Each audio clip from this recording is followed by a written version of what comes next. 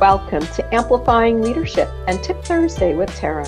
I am Tara Lehman, a partner, coach, and consultant at Twin Life Coaching and Business Services, of which Amplifying Leadership is a division.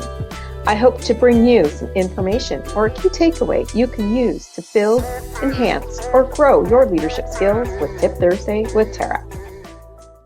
Today's tip is something that I see a lot when I'm doing coaching or consulting conversations with new and even seasoned leaders alike.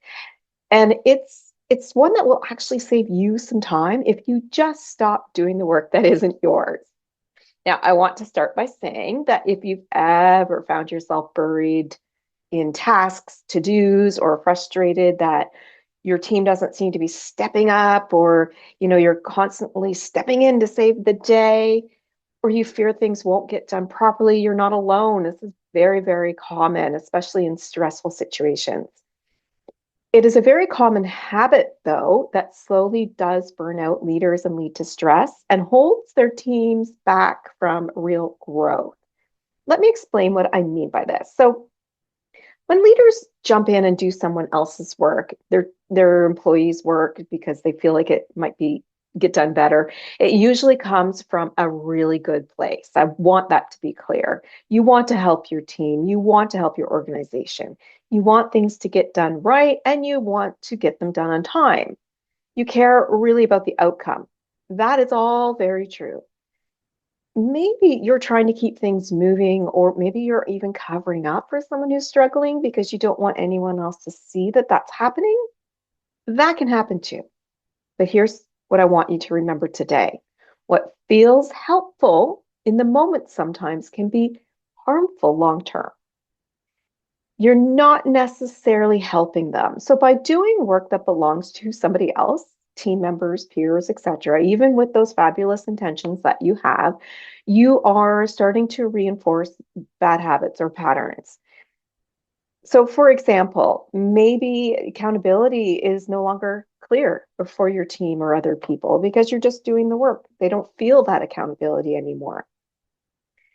Maybe the team members stop asking for growth opportunities or don't want to reach those stretch goals because someone will take care of it for them.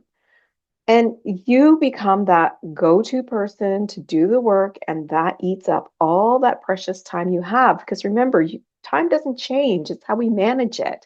So if we're doing somebody else's work, it's eating up our time.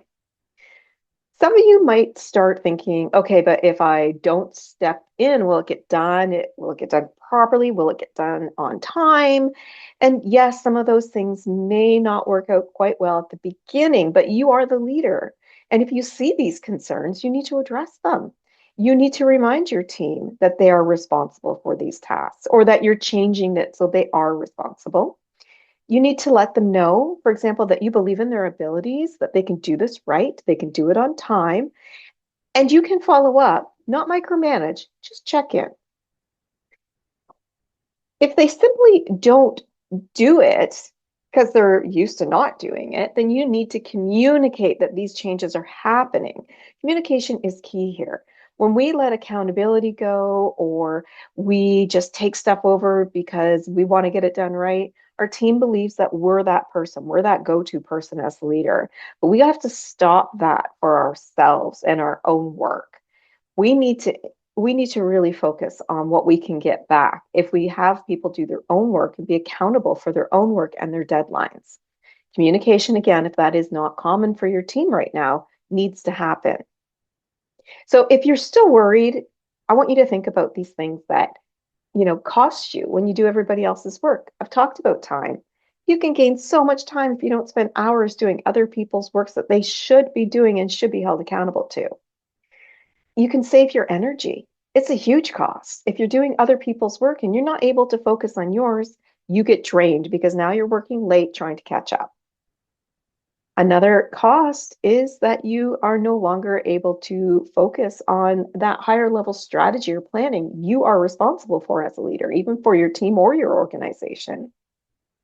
And of course, it does cost the team. It costs their growth, it costs their confidence, and even, their capacity to be able to do things because we don't let them learn as they grow. There is a mindset thing behind this, right? So here are some common limiting beliefs that leaders have that do drive the behavior. And if any of these resonate with you, again, it's okay. It happens. But today's the day to change this. So here are some of those common beliefs. It's faster if I just do it myself. I don't want to be seen as lazy or unhelpful for my team. My team's not ready yet. I can't afford to take this risk, right? Those types of things. Problem is that does lead to the cycle where the team, they rely on you and they can't build the muscle that they need to be accountable or take that ownership because they know that you will always take care of it. And soon you're not leading a team anymore. You're basically just leading a group of people who rely on you to do all the work or help finish the work. One leader I did coach recently was managing a very high performing team. She was really exhausted and she was leaning very close to burnout. She was working really late at night. She was missing her own deadlines to her projects. So she was getting some feedback from her leaders that wasn't positive and she was feeling very resentful. But she kept coming in and she kept doing the rewrite of reports that her employees did or fixing all the errors instead of showing the errors to the employees and having them correct them. And, she would not even remind people of the deadlines and hold them accountable. When we talked about this, she realized that, her value as a leader wasn't there. Her value as a leader was, I'm the go-to person that you can just bring your stuff to me and I will fix it.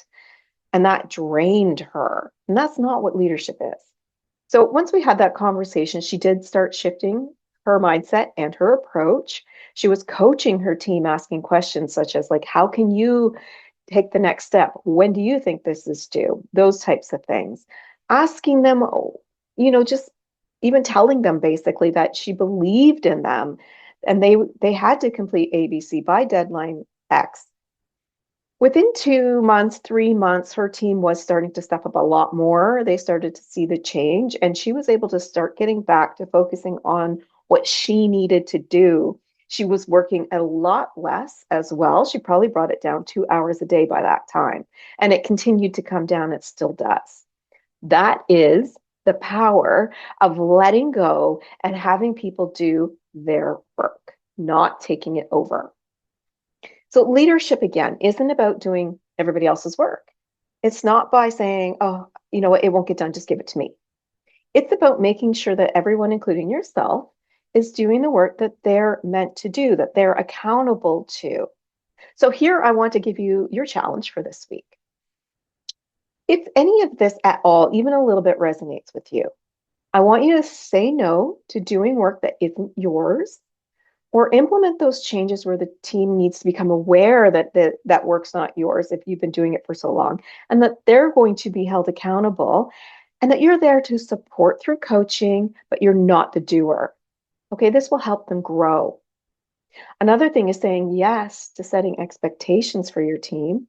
As I said, coaching them through challenges or those limiting beliefs they have that they don't know how to find an answer, and holding people accountable to those deadlines and to the work.